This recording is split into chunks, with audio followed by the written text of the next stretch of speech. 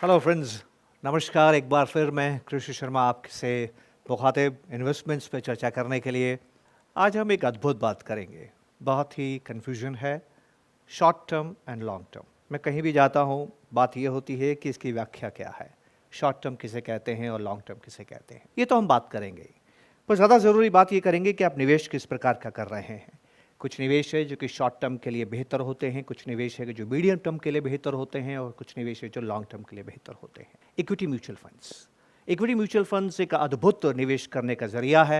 मैंने अपने जीवन में देखा है कि छोटी छोटी लघु राशि के साथ 2,000 रुपया महीना, 3,000 रुपया महीने के साथ में अगर किसी ने व्यवस्थित निवेश किया है तो करोड़ रुपए बनाए हैं जीवन के अंदर। पर क्या आप जानते हैं, ऐसी कामयाबी पाने वाले केवल 2% लोग हैं। ये बड़ी निराशाजनक बात है। बहुत ही ओजस्वी कथा है म्यूचुअल फंड्स की दुनिया भर में। सबसे बेहतरीन कथा है म्यूचुअल फंड्स की ये कि उन्होंने कितना अद्भुत रिटर्न्स अपने निवेशकों के लिए अर्जित किया है। पर इस कथा में जो सबसे ख़राब चैप्टर है, जो सबसे ख़राब बात हमें नज़र आती है, जो बहुत सोचनीय और दुख देती है, वो इस बात में है कि म्यूचुअल फंड्स ने तो रिटर्न अच्छे दिए हैं, इन्वेस्टर्स ने अच्छे नहीं कमाए हैं। क्या कारण है? वो यात्रा पूर्ण नहीं करते हैं। एक लॉन्ग टर्म इन्वेस्टमेंट को शॉर्ट टर्म के अंदर परिभाषित करते हुए उसी तरह का व्यवहार करते हैं। तो हम ये समझते हैं कि टाइम इंपॉर्टेंट क्यों है। टाइमिंग नहीं, टाइम इंपॉर्टेंट है। ये टाइम और रिटर्न्स का रिश्ता क्या है, आइए इस रिश्ते को हम समझने की कोशिश करें। मैं आपसे थोड़ी सी टेक्निकल बात करूंगा, माफ़ी चाहता हूं, एक आम भाषा में बात नहीं कर पाऊंगा, क्योंकि टेक्निकल बात यह है कि शेयर्स के दाम तय कैसे होते हैं। जब तक हम ये तय नहीं करेंगे कि शेयर्स के दाम कैसे तय होते हैं, तब तक हम ये तय नहीं कर सकते कि रिटर्न्स हमें कैसे मिलेंगे। तो दोस्तों, एक पीपीटी के जरिए हम देखने की कोशिश करते हैं बाजार में भाव कैसे तय होते हैं। बाजार में भाव तय होने का एक बहुत ही साधारण सा तरीका है, और वो तरीका ये है कि हम किसी भी निवेश को करके रिटर्न कितना कमाते हैं। मान लीजिए आपके पास 100 रुपये हैं और 100 रुपये आप बैंक में एफडी में निवेश करते हैं, और एफडी आपको 6% की रिटर्न देती है, इंटरेस्ट देती है, प्रतिलाभ देती है। तो इसका मतलब क्या हुआ? आपने पेमेंट किया 100 रुपये का प्राइस या पेमेंट, और ये पेमेंट करके आपको अर्निंग्स मिली 6 रुपये की। ठीक है, तो आप 100 रुपये देंगे तो बैंक आपको 6 रुपये देगा। इसका मतलब ये है कि अगर आप 100 में से 6 का भाग देते हैं तो 16, अगर आप बैंक को 16 रुपये देंगे तो बैंक आपको 1 रुपया का ब्याज देगा। And this is called price earning ratio. अब ये तो था एफडी का बात, कि एफडी के अंदर बैंक तय करता है कि वो ब्याज क्या देगा। आप और बैंक मिलके बात नहीं करते हैं कि ब्याज क्या मिलेगा, बैंक तय करता है कि आपको ब्याज क्या मिलेगा। पर एक दूसरी स्थिति का सामना करते हैं, और दूसरी स्थिति का सामना यह है, मेरे पास एक अच्छी गाय है, देशी गाय है, जो अच्छा दूध देती है, एक दिन में 10 किलो दूध देती है, मैं उसको बेचना चाहता हूं, आप कितने में खरीदेंगे? तो अद्भुत बात देखिए कि आपके पास एक गाय है जो प्रोडक्ट है, वो मैं बेचना चाहता हूं, उसकी कीमत तय होनी है, पर हर कीमत पे आपको रिटर्न मिलता है। यहां पर रिटर्न जिस प्रकार से 6% था, यहां पर रिटर्न क्या है? 10 litres of milk every day. अब ये क्या हो गई? अर्निंग्स हो गई। पर यकीन मानिए दोस्तों, अगर मैं आप 100 लोग यहां पर हैं, कम से कम हर एक को अकेले अकेले बुलाऊं, और आप 100 के 100 लोग ये गाय खरीदना चाहते हैं, आप में से प्रत्येक व्यक्ति को अगर मैं अकेले में बुलाऊं कि आप गाय खरीदना चाहते हैं और आप कहेंगे हाँ, तो बताइए कीमत क्या देंगे? अब मैं ये कीमत तय नहीं कर सकता, हम दोनों को तय करना होगा, हम नेगोशिएट करेंगे। जब हम नेगोशिएट करेंगे तो अद्भुत बात होगी। एक व्यक्ति आके बोलेगा मैं 5,000 रुपये दूंगा, एक व्यक्ति बोलेगा मैं 6,000 दूंगा, एक बोलेगा 5.5 दूंगा, एक बोलेगा 10 दूंगा, एक बोलेगा 11 देगा। ऐसा क्यों? क्योंकि गाय आपको नज़र आ रही है। कुछ लोग बोलेंगे गाय की उम्र ज़्यादा है, कुछ बोलेंगे गाय की उम्र कम है, कुछ बोलेंगे वेट ज़्यादा है, कुछ बोलेंगे वेट कम है, कुछ बोलेंगे इस रंग की मुझे नहीं चाहिए, मुझे ये रंग की पसंद है, गाय के बारे में जानता नहीं हूँ, इसको बीमारी है कि नहीं है, गाय कितना जिंदा रहेगी, कब मर जाएगी, कितने आयाम है बताइए। क्या दुनिया में कोई साइंस है जो आपको बता सकती है कि किस उम्र की, किस रंग की, किस तरह की, किस भार की आपको गाय खरीदनी चाहिए? नहीं बता सकती है। तो आप कैसे तय करते हैं? आप आकलन करते हैं, और आकलन को प्रभावित कौन करता है? आपके आकलन को प्रभावित आपकी मन की स्थिति करती है। आप प्रसन्न हैं तो भाव ज़्यादा लगाते हैं, आप दुखी हैं तो भाव कम लगाते हैं। मन की स्थिति ही तो बताती है। इसको हम सेंटिमेंट कहते हैं। अब सेंटिमेंट का मतलब क्या हुआ? मान लीजिए 10 लीटर की जो दूध है, इस 10 लीटर का दूध का जो भाव है बाजार में 100 रुपये है, तो वित्तीय अर्निंग्स आपकी कितनी हो गई? 100 रुपये। अब एक व्यक्ति मुझे कहता है कि मैं 1,000 रुपये में गाय को लूँगा, तो उसने कीमत कितनी लगाई? Price 1,000, earnings 100। तो जिस तरह से ये 16 निकला था प्राइस अर्निंग रेशियो, यहां पर कितना निकलेगा? यहां पर 10 निकलेगा। एक व्यक्ति बोलता है कि मैं इस गाय के 2000 रुपए देने के लिए तैयार हूं, वो 2000 रुपए देता है, लेकिन अर्निंग्स तो उसकी भी 100 ही रुपए है, पर उसको लगता है कि आगे दूध के भाव बढ़ेंगे, गाय की उम्र कम है, गाय बहुत लंबा जिएगी और 10 किलो दूध देने वाली गाय दूसरी शहर में नहीं है, ये गाय सबसे अच्छी है। वो उसका मानना है, ये उसका आकलन है, ये उसका असेसमेंट है। तो वो 1000 की जगह 2000 रुपए देने के लिए मुझे तैयार है। और जब वो 2000 रुपए देता है तो वो पेमेंट करता है 2000 का, अर्निंग्स लेता है 100 रुपए की, पी कितना हो गया? 20। तो हमने क्या देखा, ये जो प्राइस अर्निंग रेशियो है ये हमें क्या बताता है? सेंटिमेंट बताता है कि आपके मन की स्थिति कैसी है, आपका सेंटिमेंट कैसा है। इस व्यक्ति का सेंटिमेंट कमजोर है और इस व्यक्ति का सेंटिमेंट मजबूत है। तो जब भी बाजार का सेंटिमेंट अच्छा होता है तो कीमतें ज्यादा होती है, बाजार में सेंटिमेंट कमजोर होता है तो कीमतें कम होती है। इसलिए ये जो बाजार का इक्वेशन है कि बाजार में शेयर की कीमत कैसे तय होती है, वो निर्धारित कैसे हुई? Price of the share is nothing but earnings multiply by sentiment. और सेंटिमेंट को हम रिफ्लेक्ट कैसे करते हैं? PE ratio.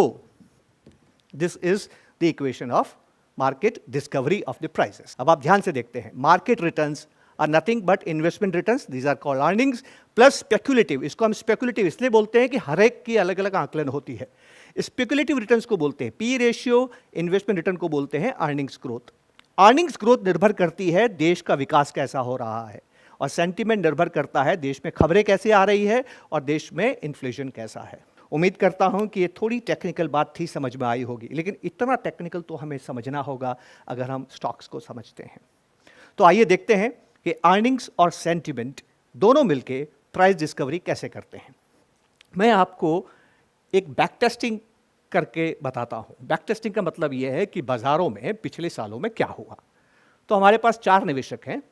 एक निवेशक है जो निफ्टी में निवेश करता है, हर दिन निवेश करता है, रोजाना निवेश करता है, जैसे ही बाजार खुलता है निवेश करता है, लेकिन अपने हर निवेश को 1 साल तक के लिए पकड़ के रखता है। 1 साल तक के लिए रखता है केवल, 1 साल के बाद अपने इन्वेस्टमेंट को बेच देता है। दूसरा निवेशक है, इसी निफ्टी में निवेश करता है, कुछ नहीं बदला, रोजाना करता है, बाजार खुलते ही करता है, उसी भाव पे करता है जिस भाव पे पहले वाले व्यक्ति ने निवेश किया था, लेकिन एक उसने अलग फैसला किया है, और उसने फैसला यह किया है कि अपने निवेश को 1 साल तक नहीं रखूंगा, अपने निवेश को 5 साल तक रखूंगा, और 5 साल के बाद वो अपने इन्वेस्टमेंट को बेचता है। इसी प्रकार एक तीसरा व्यक्ति है जो कुछ भी शोध नहीं करता है, कुछ मेहनत नहीं करता है, बाजार खुलते ही निफ्टी में निवेश करता है, उसी भाव पे करता है जिस पे पहले वो दूसरे व्यक्ति ने किया था, लेकिन अपने फैसले में एक थोड़ा सा बदलाव करता है। वो ये कहता है कि मैं अपने निवेश को 5 साल तक नहीं रखूंगा, 1 साल तक नहीं रखूंगा, मैं अपने निवेश को कम से कम 10 साल तक रखूंगा। इसी तरह से एक चौथा और पांचवा व्यक्ति है जो अपने निवेश को 15 और 20 सालों तक रखते हैं। मतलब क्या हुआ, पहला व्यक्ति निवेश करने के 1 साल के बाद बेचता है और आखिरी व्यक्ति निवेश करने के 20 साल के बाद बेचता है। समानताएं क्या है कि बाजार खुलते ही बिना शोध किए उसी भाव पे रोजाना निवेश कर रहे हैं। तो देखते हैं कि पहले वाले व्यक्ति का अनुभव क्या है, और ये बैक टेस्टिंग है पिछले 20 साल की। इस व्यक्ति को देखिए, इसने निफ्टी 50 शेयर्स हैं, इन 50 शेयर्स को खरीदा निफ्टी के जरिए, रोजाना खरीदा। कब खरीदा? पहली बार उसने खरीदा 94, जनवरी 1 94। 1 साल कब पूरा हुआ? जनवरी 1 95।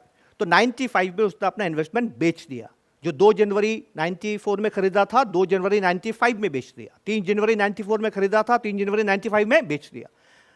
आई बिलीव आप गेटिंग माई पॉइंट। उसने क्या किया? तो इस प्रकार से पिछले 20 सालों से लगातार जो उसने निवेश किया उसको इस प्रकार रिटर्न मिल रहा है।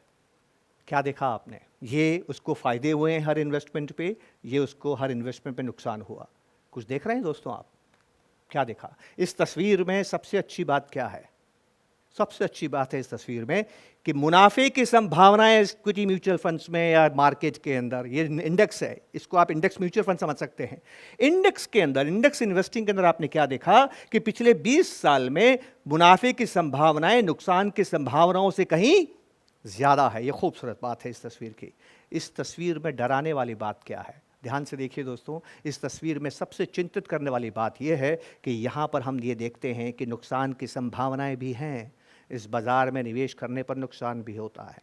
इस निवेश में सबसे ख़राब बात क्या है? सबसे ख़राब बात यह है कि नुकसान तो छोड़िए, विचलन बहुत ज़्यादा है। कभी तो इतना मुनाफा, कभी इतना घाटा। कोई व्यक्ति अपने जीवन को कैसे व्यवस्थित करेगा ऐसे एसेट क्लास में निवेश करके? ये सबसे खराब बात है। पर ये पहले दोस्त की कहानी है। दूसरे दोस्त की कहानी देखते हैं, उसी निफ्टी में निवेश किया है, उसी भाव पे निवेश किया है, उसी दिन निवेश किया है, उसी देश में निवेश किया है, कुछ भी नहीं बदला है। सिर्फ एक बात बदली है कि उसने अपने निवेश को 1 साल तक नहीं रखे, 5 साल तक रखा है। देखिए दोस्तों क्या हो गया, केवल समय बढ़ाने पर क्या हो गया? कुछ बदला? कुछ नजर आया? जी हां, बिल्कुल सही। आपके मुनाफे की संभावनाएं बहुत ज्यादा बढ़ गई। नुकसान तो है ही नहीं, केवल 1 या 2 मरतबा नुकसान हुआ है। समय बढ़ाया आपने, कुछ नहीं किया। हर बात समान है, बदला है तो केवल समय बदला है। 1 से 5 हुआ, आपका नुकसान कम हो गया, गायब भी हो गया और फायदा आपका बढ़ गया। विचलन भी कम हो गया, वोलेटिलिटी भी कम हो गई। लेकिन यहां मत आगे चलिए, ये तो 5 साल है, सारी बातें सेम रखते हैं, सिर्फ वक्त बदलते हैं। एक दोस्त 5 की जगह 10 साल तक निवेशित रहता, आप देखिए एक बार भी नुकसान नहीं हुआ। तो मैं ये कह सकता हूं कि अगर आप लंबे समय तक निवेश करते हैं तो इक्विटी के अंदर निवेश करने की जो नुकसान की संभावना है वो न्यूनतम हो जाती हैं, लेश मात्र रह जाती हैं, गायब हो जाती हैं। 10 साल में वोलेटिलिटी कितनी कम हो गई। 15 साल देखिए, इससे बेहतर है 20 साल तो देखिए, आपको आनंद आएगा। वोलेटिलिटी नहीं है, एक बार भी नुकसान नहीं है। और हर इन्वेस्टर का, चाहे उसने इस साल जमा किया हो पैसा या 15 साल बाद पैसा जमा किया हो, हर एक स्थिति में उसका रिटर्न एक ही प्रकार है। हिंदुस्तान में भी पिछले 20 सालों में कुछ म्यूचुअल फंड की योजनाएं ऐसी हैं जिन्होंने वॉरेन बफेट की ही भांति सीएजी रिटर्न अर्जित किया है। जब आप लंबा समय देते हैं तो क्या मूर्ख, क्या बुद्धिमान, क्या किस्मत वाला, क्या कम किस्मत वाला, क्या दुर्भाग्यशाली, क्या सौभाग्यशाली, हर एक व्यक्ति का रिटर्न एक ही होता है। आप जानते हैं ऐसा क्यों हुआ? समझिए ऐसा क्यों हुआ। इसका होने का कारण सिर्फ एक ही है दोस्तों, और वो ये है कि हमारा स्टॉक मार्केट के अंदर प्राइस डिस्कवरी कैसे होती है। मैंने आपसे पहले भी कहा था, प्राइस डिस्कवरी कैसे होती है? Price of the share is equal to earning multiply by sentiment. तो शॉर्ट टर्म, ये शॉर्ट टर्म है। देखिए शॉर्ट टर्म में नुकसान क्यों होता है? क्योंकि शॉर्ट टर्म के अंदर प्राइस कैसे तय होती है? अर्निंग्स तो बदलती नहीं है, अर्निंग्स तो 3 महीने में एक बार बदलती है, पर शेयर्स का भाव तो हर घड़ी, हर मिनट, हर खबर पे बदलता है। कौन शेयर्स के भाव को बदल रहा है? अर्निंग्स तो नहीं बदल रही है, क्योंकि अर्निंग्स तो 3 महीने में एक बार बदलती है। तो हर घड़ी जो भाव बदलता है दोस्तों, वो सेंटीमेंट की वजह से बदलता है। तो शॉर्ट टर्म के अंदर इतने उतार चढ़ाव क्यों होते हैं? क्योंकि मानव का जो चरित्र है, मानव की जो प्रवृत्ति है, उतार चढ़ाव वाली है। जितने आप अविचलित विचलित होंगे, उतना बाजार विचलित होता है। इसलिए शॉर्ट टर्म वोलेटिलिटी ज्यादा होती है। लॉन्ग टर्म, जब आप 20 साल के लिए निवेश करते हैं तो ये वोलेटाइल क्यों नहीं है बाजार? क्योंकि आप देखेंगे जैसे जैसे उम्र बढ़ती है, आपका सेंटीमेंट कमजोर होता है। दोस्तों यकीन मानिए, मेरे जीवन का सबसे बड़ा नुकसान है मेरे पिता का देहांत। मुझे आज भी याद है, उस दिन मैं एक तरह से मूर्छित था, पूरे दिन कुछ काम नहीं कर पाया, बेसुध पड़ा रहा। अगले 10 दिन भी हमारे घर की हालत ऐसी ही थी। पर आज वर्षों बीत गए हैं, आज जब हम पिता को याद करते हैं तो खुशी से याद करते हैं, दुख से याद नहीं करते हैं। वक्त के साथ इतना बड़ा नुकसान भी इंसान सीख लेता है किस तरह से उसके साथ जीना है। दुख की घड़ियां सुख में बदल जाती है, इंसान का सेंटीमेंट वक्त के साथ कमजोर होता है। जैसे जैसे वक्त बढ़ता जाता है, उसमें इंटरेस्टिंग बात क्या है दोस्तों, कि अर्निंग्स बढ़ती जाती है। कंपनी की अर्निंग्स, देश विकास कर रहा है तो कंपनी की अर्निंग्स बढ़ती चली जा रही है। तो लॉन्ग टर्म में price is equal to earnings multiply by sentiment. Are you getting my point? Long term में केवल अर्निंग्स तय करती है कि बाजार कहां होगा, शेयर का भाव क्या होगा। सेंटीमेंट का रोल बिल्कुल ही नहीं रह जाता है। जब सेंटीमेंट का रोल नहीं रह जाता है तो अर्निंग्स तो सबके लिए एक जैसी है। गाय 10 लीटर देती है तो सबके लिए 10 लीटर दूध देती है। तो यहां पर अर्निंग्स अगर सबके लिए एक जैसी है तो रिटर्न भी सबके लिए एक जैसा है। टाइम इन द मार्केट दोस्तों, इसीलिए इक्विटीज को लॉन्ग टर्म एसेट कहते हैं। ये छोटी सी बात अगर समझ में आ गई तो निवेश में मोक्ष मिल जाएगा और घर बैठे बैठे दौलत बन जाएगी दोस्तों। इसीलिए हम इक्विटी को एक सबसे बड़ा दुनिया का कॉमर्शियल आविष्कार कहते हैं, इन्वेंशन कहते हैं। यही एक छोटी सी बात है जो हमें समझनी है। जैसे जैसे वक्त गुजरता जाता है, नुकसान वाली कर्व फायदे में बदल जाती है, फायदे वाली कर्व नीचे आती जाती है, और वक्त के बढ़ने के साथ साथ फायदा और नुकसान दोनों कर्व मिलकर कन्वर्ज हो जाती है और सबका फायदा एक जैसा रहता है। ये फॉर्मूला सदैव याद रखिएगा। सेंटीमेंट से निवेश नहीं करना है, टाइम देख के निवेश करना है दोस्तों। उम्मीद है ये चर्चा आपको अच्छी लगी होगी, बात समझ में आई होगी। अगर समझ में आ गई तो आप एक बहुत कामयाब निवेशक बन सकते हैं। बढ़ते हिंदुस्तान के प्रतिभागी बने और घर बैठे वेल्थ क्रिएट करें जरिए इक्विटी म्यूचुअल फंड। बहुत बहुत शुक्रिया, नमस्कार।